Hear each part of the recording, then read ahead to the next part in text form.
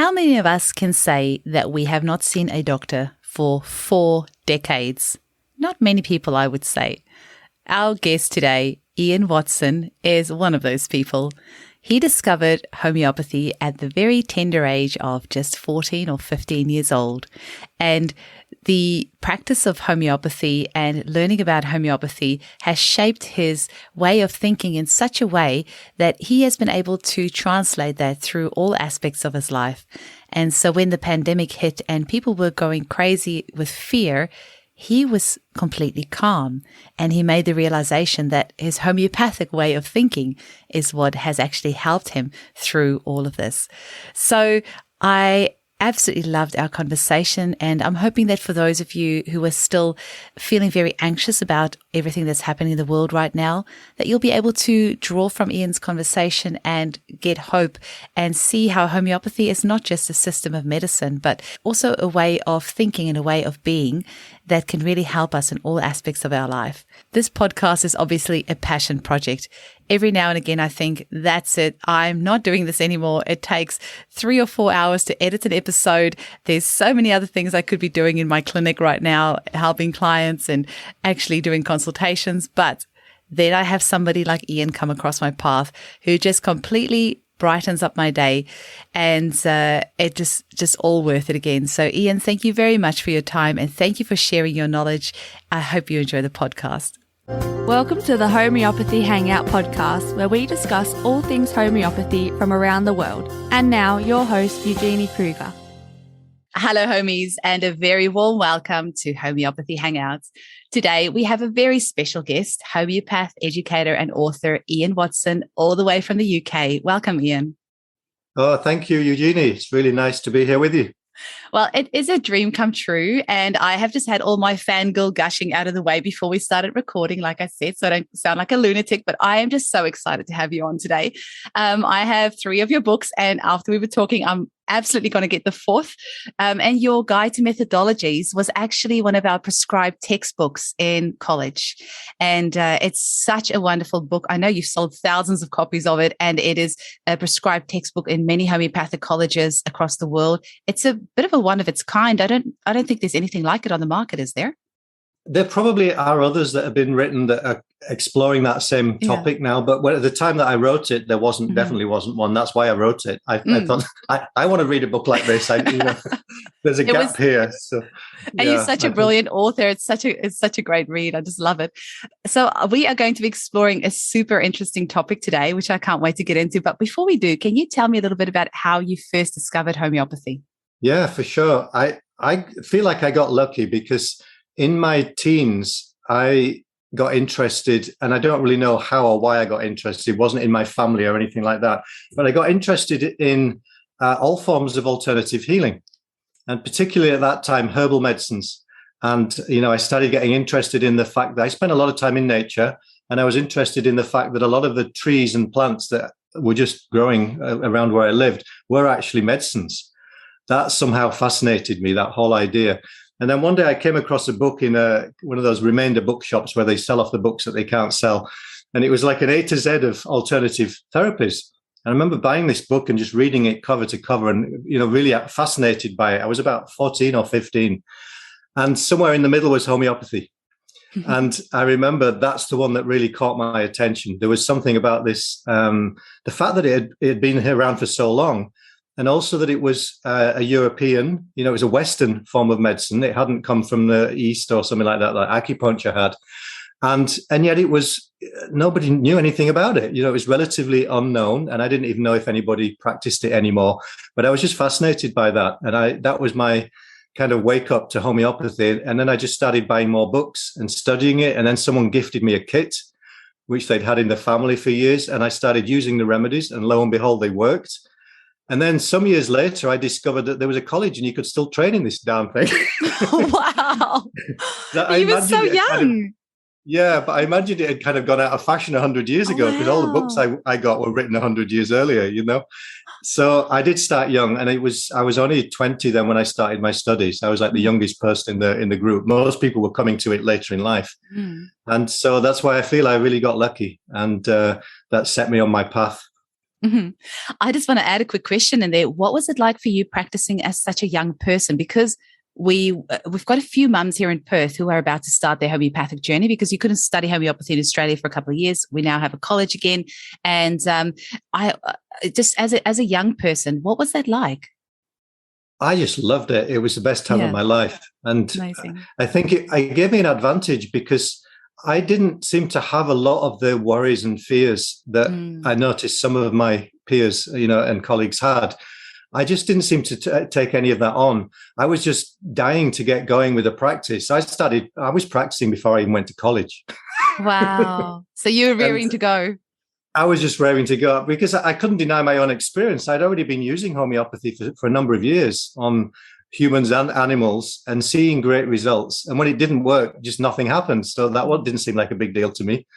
I just didn't worry about it. And I had a very kind of open approach to it. And I had good teachers as well who were very encouraging. They were basically like, yeah, go for it. Amazing. So, yeah, it wasn't a disadvantage being young. I think I felt like it gave me an advantage. I'm really glad to hear that, because we've got a couple of young girls on reception, 19 and 20-year-old, and I've been encouraging them to get into homeopathy. So that's really great to hear. Now we have a nice meaty topic that we're going to get into today, which I haven't really seen this talked about anywhere else except for you, but you have obviously lots of other practices that you draw on alongside the homeopathy. And it is how you were saying how the principles of homeopathy can really be used as sort of principles for life. And I was just telling you before we started recording that I listened to an interview that you did 22 years ago, and you were saying that one day you're going to write this book because you're entertaining this idea of how the principles of homeopathy can actually be seen as principles for life. So I am just excited to hear, how you came up with this concept and what you would like to tell our listeners around this. Yeah, for sure. And I think the reason I mentioned that as a possible topic, because it was kind of fresh in my mind relatively. And that arose as a result of the country going into lockdown, which I know your country did too. February, March, I think it was 2019, was it? I can't remember. Yes, same. 2 years ago, oh my God. Yeah. And I remember a lot of people, getting freaked out by that and losing their heads. And I also remember noticing that I really wasn't that concerned. It didn't look to me like something we should be panicking over. First of all, because we have homeopathy, we know the remedies have worked for 200 years. With all kinds of epidemics. And, to me, it was just like, look, this is a good time for the homeopaths to get busy. We know how to respond to these things. But what floated into my mind was a kind of recollection that I hadn't seen a doctor for 43 years at that point. It was 1977, the last time I saw a doctor. I remember it well. And then associated with that came the thought, the memory that, well, I started studying homeopathy about that time, by myself. That's when I started buying books and really getting into it when I was about 16. I thought, well, those two things are connected. Homeopathy has helped me to stay healthy. And it's not to say I've never been ill. Of course, I've been sick, but I learned how to navigate through health challenges with the help of homeopathy. And then I started to reflect on it. And I realized it's not just the fact that I learned remedies. It's the fact that homeopathy opened me to this way of looking at life and health and disease and healing and all of that in a really deep way. And I think a lot of that is unconscious. When you're learning homeopathy, it's just kind of seeping into you somehow. And you don't realize it's changing your worldview until you do. Absolutely. Usually when you run into a friend who you haven't seen for a while and you realize, I'm actually speaking from a different place now. I've got a different understanding of how all this works. So I just had this tremendous sense of gratitude to homeopathy for kind of opening that window for me. And when I reflected back on it, I thought, well, those things that I learned early on in my homeopathic studies, they're still as relevant today and as helpful today. And I think that's why homeopathy endures despite all efforts to get rid of it and, eradicate it and so on. To me, homeopathy endures because it's built on truth. There's something that's fundamentally true that is the foundation of homeopathy. And in a sense, you can't argue with that. You can try, and you can make it difficult for people to practice based on it. But the truth of it remains. and it will inevitably reassert itself. Mm. Because that's just what happens in nature. What's true is true. It doesn't go away just because someone disagrees with it. Mm-hmm. And what I mean by that is, just as a starting point, if you think about the basic principle of homeopathy, we know is law of similars, principle of similars, let's call it that. The idea being that any substance that can produce symptoms in a healthy person is capable of curing similar symptoms in someone who's sick. Hahnemann recognizing that in late 1700s, whenever it was, that was like to me, that was the Newton's apple moment of homeopathy, Yeah. Can you imagine the kind of insight that he must have had? It's like, oh my God, this is why this, cinchona bark can cure malarial fevers. He dosed himself with it and discovered it's creating the same symptoms. Now, his next thought, because he was scientific, his next thought was probably, it could be a coincidence. Mm-hmm. Right? It could just be coincidental that this substance produces similar symptoms to the one it cures. So what does he do? Well, let's try some other substances that have a curative reputation. Some of the herbal things that are known to be curative. Let's try them and see. So he tested those, and you know what? They all seem to conform to the same principle.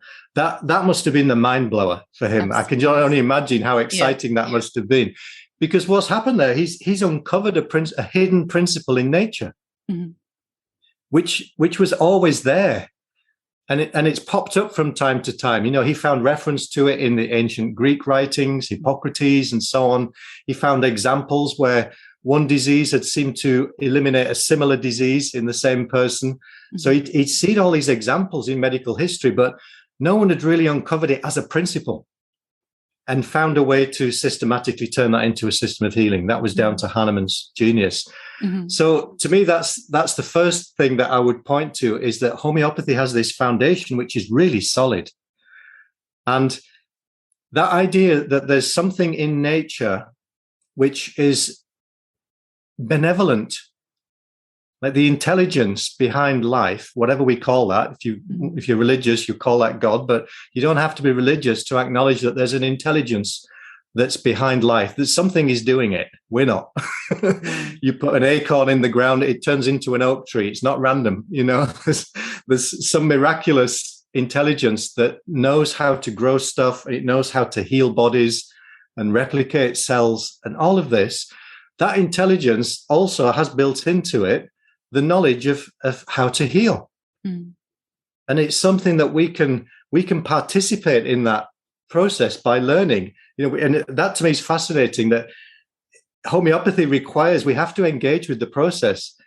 Provings have to happen. People have to test the medicines to make it conscious. Whatever it is that, the healing power that's hidden in the substance has to be brought out into the open.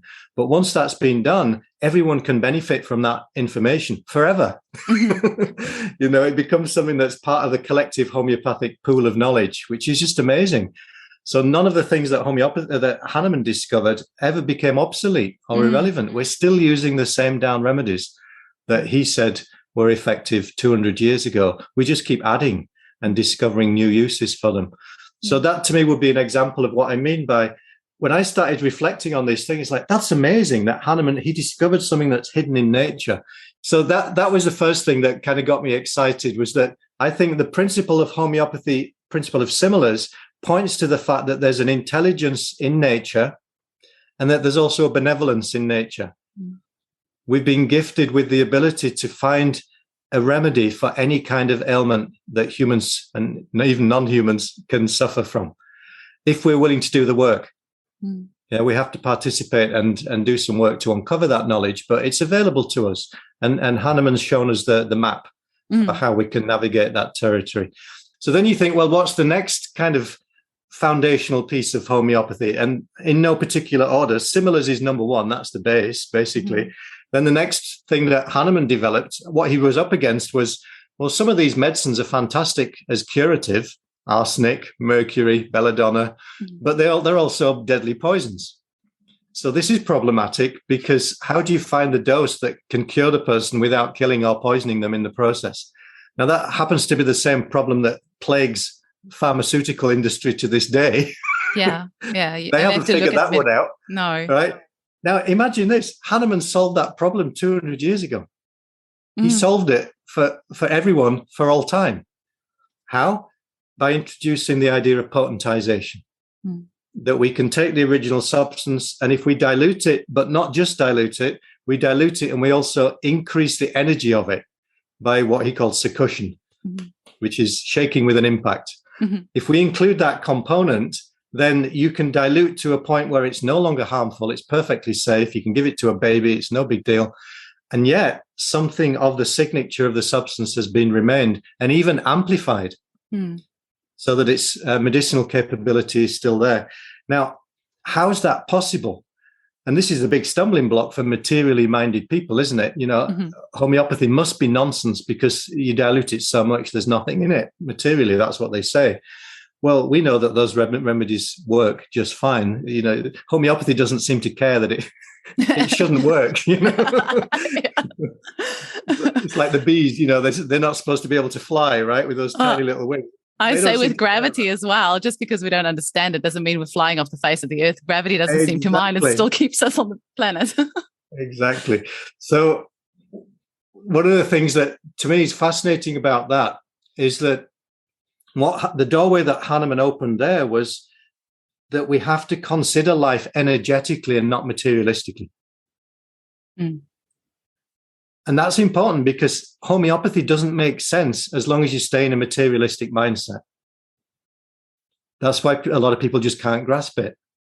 And they, even if they try and get their heads around it, at a certain point, this just doesn't make sense. You've diluted beyond the point there's any molecules left of the original substance. This cannot work.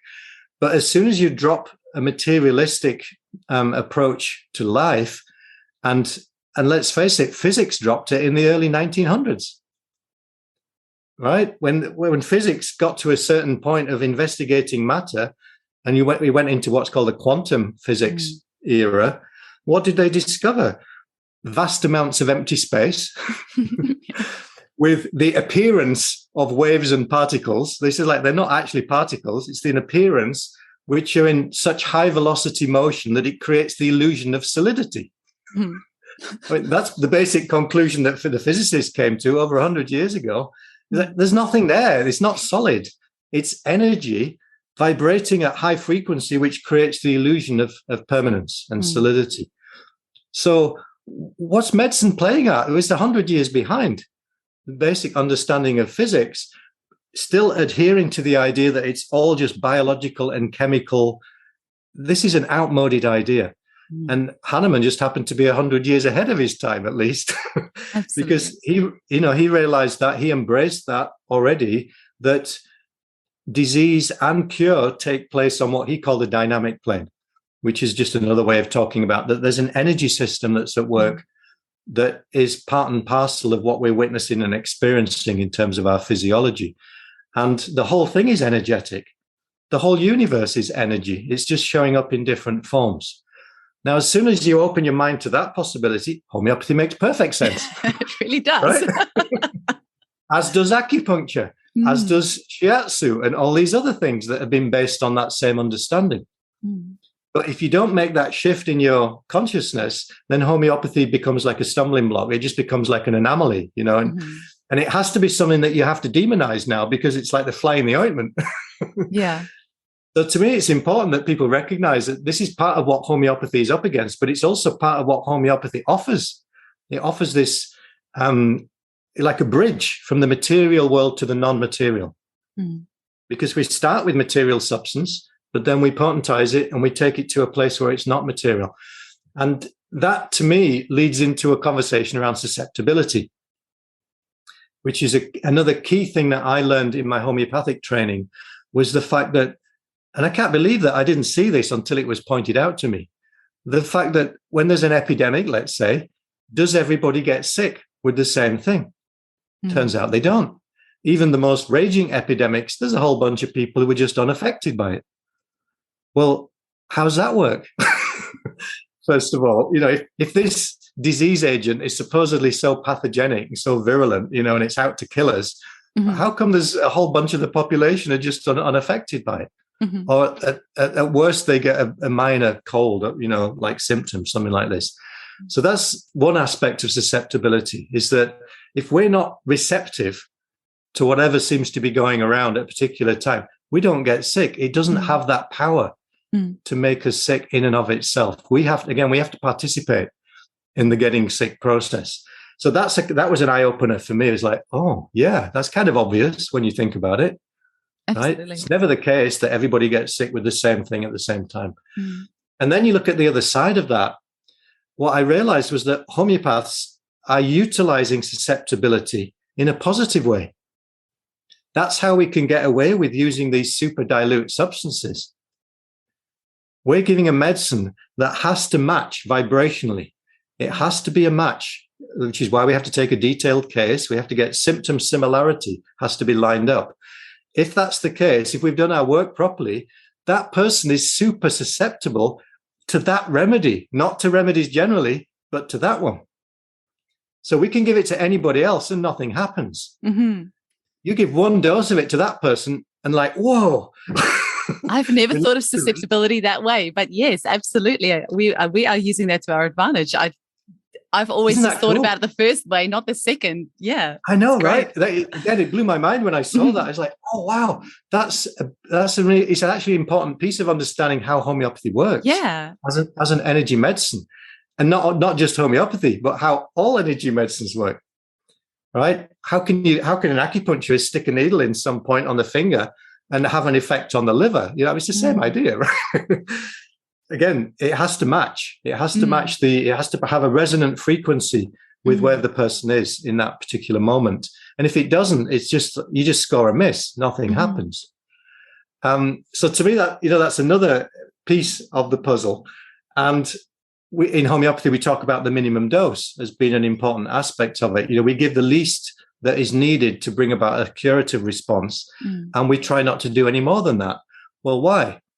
Well, one reason is what I've just described. The least is enough. If you're utilizing susceptibility, you don't need much. Which anybody with a severe allergy knows that. And a tiny little bit of pollen, or a tiny little bit of grass, or a little lick from a dog. Exactly. Or peanut allergy, that kind of thing. Oh my gosh, yes. Some people now, this is a potentially life-threatening situation. And yet for most people, peanuts is food. It's right. Well, what's the variable? The variable is the susceptibility. It's got nothing to do with the nuts per se. And it's the same with homeopathy. And that's why there's no such thing as a standardized treatment in homeopathy.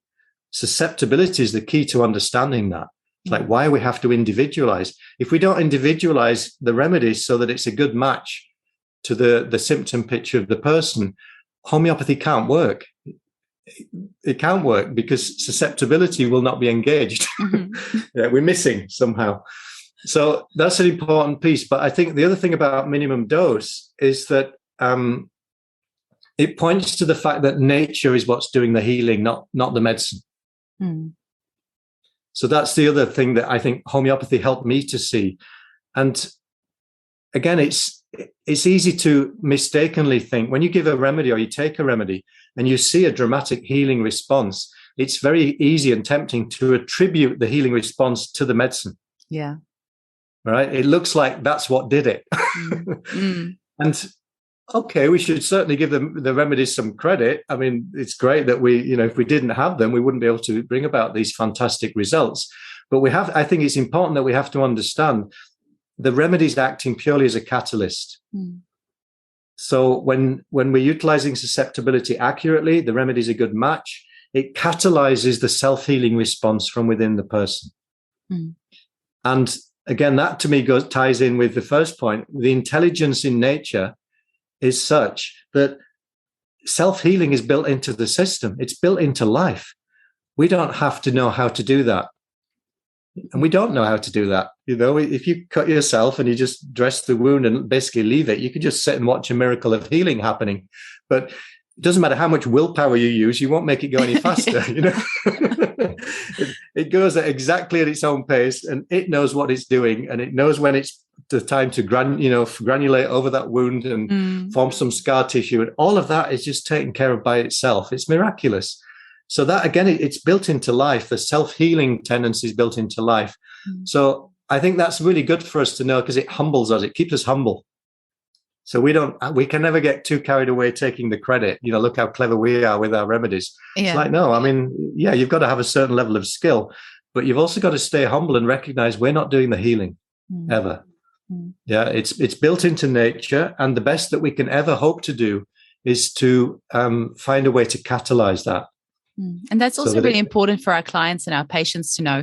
And I know I've read you say this, and it's something I always say as well, is we all have everything in us right this second to heal. You don't need anything external. It's all inside you right now. And you're so right. And so it's important for our clients or our patients to know this as well, because they are, part of the healing process. This is their unique healing process. We are not the gurus. That's right. I think you're absolutely right. To me, it gets us in right relationship to the homeopathy as a therapy, and also into the treatment, so that it doesn't become like a dependency relationship on the practitioner or on the treatment. Yeah, we're getting in right relationship with it. We're recognizing that it has a good role to play, but we're also taking full responsibility for our own self-healing capacity and recognizing that part is within us, and no one else can give that to us. No one else can take it away from us either. That's how it should be, it seems to me. That is part of the design. And there's one other piece that I'll just mention, and then we'll see what questions occur to you. And the other one would be around the term cure. Again, it was a mind blower for me when I learned in homeopathy this thing called direction of cure. That there is actually a way that you can understand whether someone's getting well or whether they're not. And particularly in the context of chronic disease, but also in acute disease, it still applies. But there's a kind of template, there's a map that's been laid out by homeopaths of, times past. Constantine Herring, I think, was the main one who kind of elucidated this and came up with this term direction of cure. And to me, the amazing thing about that is that it doesn't just apply to homeopathy. You can use that as a template, and you can apply it to any system of healing, and or any kind of treatment, and you can look through that lens of direction of cure, and it will tell you accurately and unerringly whether this treatment is actually helping that person to heal or not. That's really powerful to me. Modern medicine doesn't have anything like that in its toolkit. And that's a big problem for modern medicine.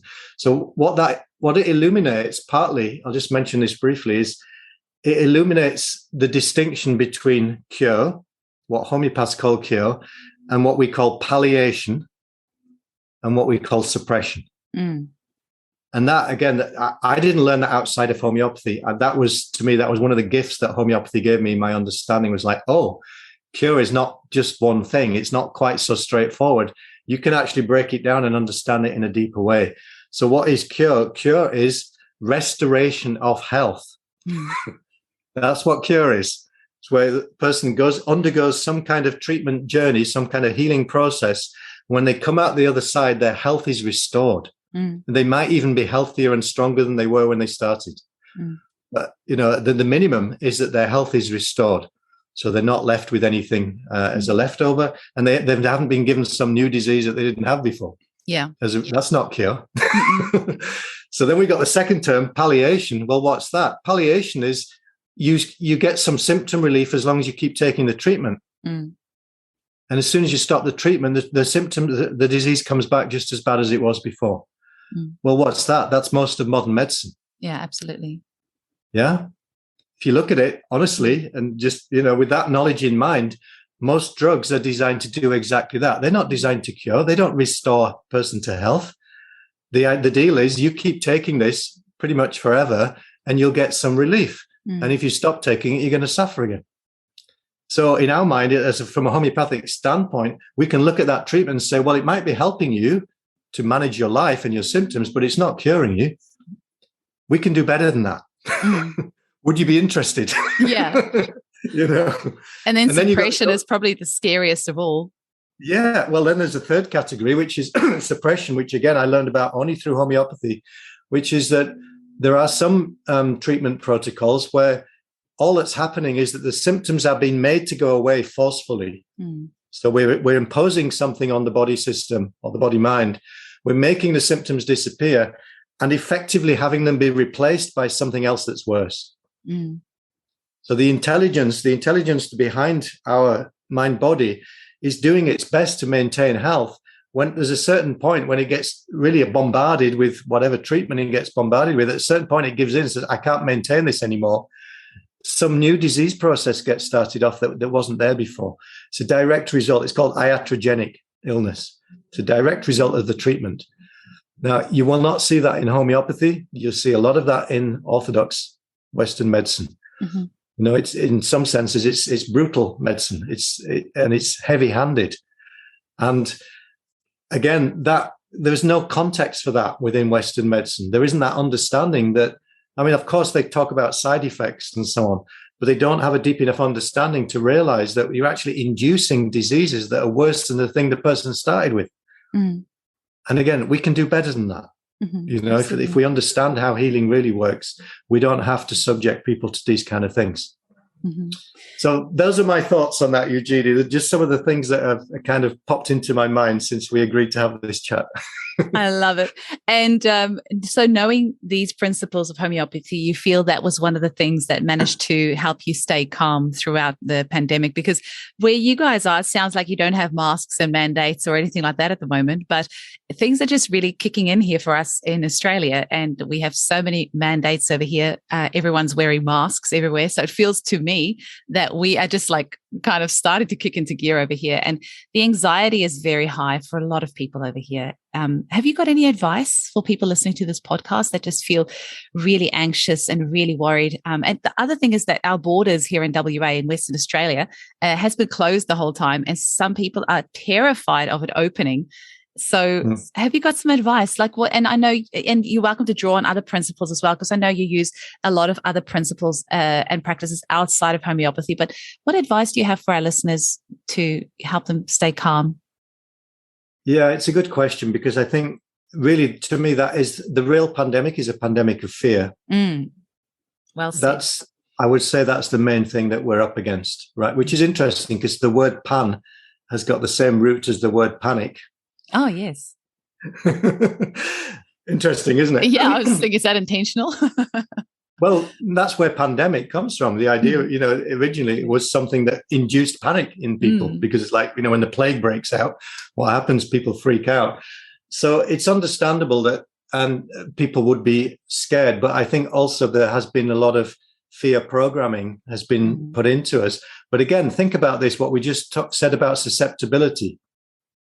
That programming can only affect you if you're susceptible to it. And that's what I was so grateful for through my homeopathic understanding. I noticed a lot of people were getting really terrified. I also noticed I wasn't. Right? And that means that that's a susceptibility issue. So there was something in what I'd come to see about health and disease that settled me down and it enabled me to kind of look at it a bit more calmly and to say, well, okay, yes, some people are getting sick, but people have always gotten sick around winter time. That's not so unusual. And maybe this is a bit different to what we've experienced before, but it doesn't seem to warrant the kind of response. So I think that's the first thing, is just to get it in perspective. But the other thing that I've come to see is that our feelings are created inside of us through the power of thought. So it can look like something out there is what's frightening us, you know, what's freaking us out. That's not really true. That's an illusion. That's why you can have the same thing happening out there and 9 people are freaking out, but there's always going to be one person who's like, yeah, whatever. Well, what's the variable? Yeah. The variable is what's happening in your own mind. So I think, you know, to me, part of this pandemic of fear, it's an invitation for us to really take a look at that and to see to what extent are we freaking ourselves out. And it turns out that's mostly what we're up against. You know, we're getting caught in something, and then it's when we look at anything through the lens of fear and panic, it looks scary and terrifying. And it looks like we need to do drastic things to make it go away and to keep ourselves safe. You know, it looks that's normal. That's natural that we would think that way. If any of us get really freaked out, we think our life's in danger, we'll do drastic things that we wouldn't consider under normal circumstance. So to me, it is a kind of an inside job for each of us. We have to come back to a place of common sense and recognize that actually we're still okay on the inside, and that we don't have to wait for the world to change to come back to a place of okayness. And when we find that place of okayness, then we can actually participate in changing the world in a positive way. Then we can start to stand up and say, you know what, we're not putting up with this nonsense anymore. Absolutely. And I think that is what's happening in different countries now. We're all just at different kind of stages of the same process. So the other thing I would say is just be patient, for people. It's like, there's a certain endurance test going on here. We've got to kind of sit it out. But this thing won't last forever, and these measures won't last forever because they're built on a false foundation. And they're only kept in place because of the fact that a lot of people have been terrified and made to feel very frightened. That won't endure forever. That's going to pass. And there's a deeper truth which is emerging now. And once we get in touch with that, we start to regain our common sense and our sense of solid ground. We know there's something in us that we can trust in. And I think once people start to recognize that they haven't lost that, you can't lose it. It just gets obscured temporarily. You come back to what you know in your own heart has been true, then you can trust that. We've always trusted in that. It's seen us through all kinds of difficulties before, and it will see us through this. I heard the most beautiful saying the other day. It said, an ocean of water cannot sink a ship if it cannot find a way in. And I don't know, that was really enlightening for me, because I was like, that boat is on there, and it can't sink because it doesn't have a hole in it. But the second the water comes in, that's it. So it's only if we allow the water in that it can drown us. But that's susceptibility right there, isn't it? It is. It really is. I have a little bit of a homeopath question for you, because the podcast is mostly for the general public, but we do have homeopaths that listen as well. I know lots of homeopaths go through this. Now, it sometimes feels like you can know nothing, even though I've been practicing for 10 years and studied for 4 years full time. I find I get to a point every year or so where I just feel like I know nothing. Because we have so many new books, so many new remedies. We have over 8,000 remedies now. There's so many new prescribing techniques. And just wanted to see if you have some wisdom maybe for the homeopaths out there who feel that sometimes it gets a little bit all overwhelming, because so many homeopaths stop their practice at one stage because it all feels a little bit too much. Have you got any advice? Yeah, and I've seen exactly that same thing that you're describing. There's a couple of things I would say to that. I mean, the first one is that I think it's actually appropriate and true that we recognize we don't really know anything. That's true. Keeps you humble. It keeps us humble, and I don't think that's a bad thing at all. And there is a truth in that, because relative to what could be known, we don't know anything. I mean, what's 8,000 remedies in the scheme of things? Yeah. Right? There's hundreds of thousands of just plants, we don't even get started on the animal kingdom and the vegetable kingdom and all of that. So that's always going to be the case, that we're only utilizing a very small percentage of all the possible medicinal agents that there are in the world. So we've just got, at some point, we just got to acknowledge that that's part of the deal, is that we've got to live with the fact that we're always going to know just 1%.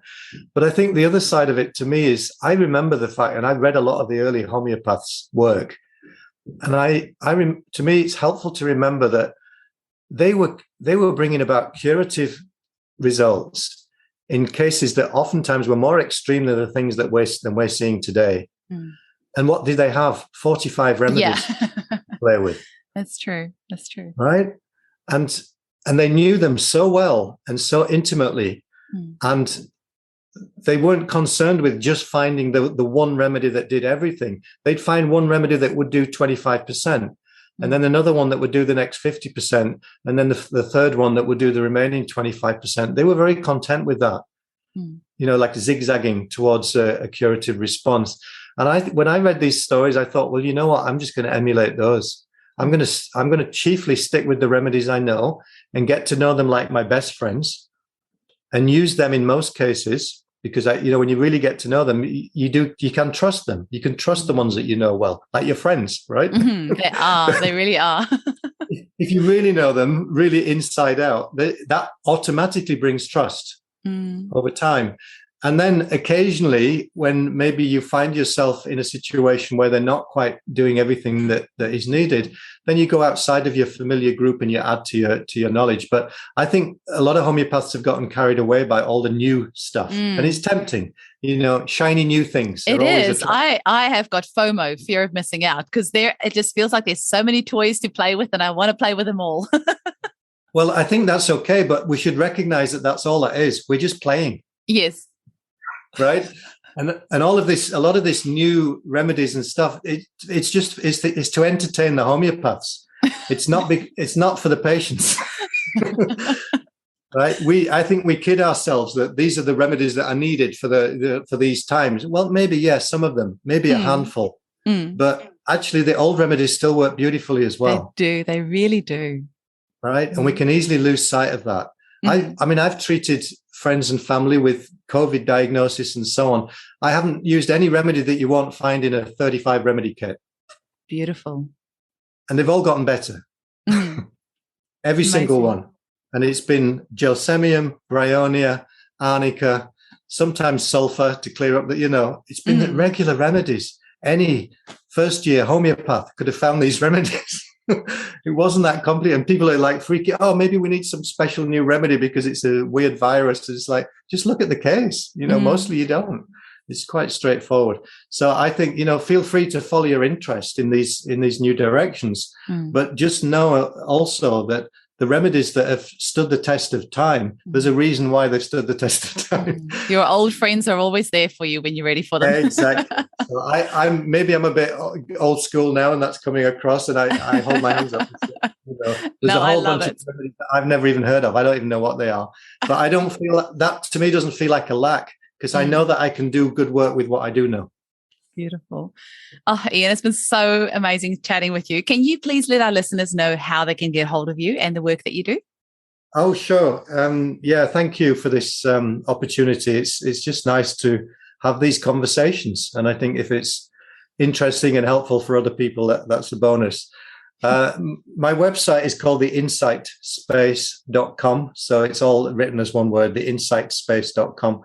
And that's where people can find I've got a lot of resources on there, audio and video things, articles and so on, and links to my upcoming workshops and what have you. And I don't do so much individual homeopathic. I don't do any professional homeopathic practice anymore, but I'm still involved in the education side, and I support practitioners as best I can with the work that I do. And a lot of the work that I seem to be drawn towards is helping people get out of their own way. Basically, and that includes the homeopaths, because homeopaths are especially the homeopaths. Yeah, we're good at getting in our own way. As anybody, I think. Absolutely. So, I used to run a homeopathic training school for about 10 years, and I saw how people can get really caught up in their own anxieties and fears and worries, and then homeopathy starts looking and feeling really difficult and complicated, and it's not. In its essence, it's really simple and straightforward. And the only thing that complicates it is the human mind. So that's mostly my work, is helping people to simplify and to reconnect with that original enthusiasm and passion that they had for their work. Because when you have that carries you a long way. And, you don't want to get bogged down and fearful about it. You want to do it from that place of love and passion. Then you'll do your best work. Absolutely. So that's what I like to do. Absolutely. Oh, thank you so much for your time today. I really appreciate it. And please write some more books. Thank you. I'll do my best. Thank you for your time.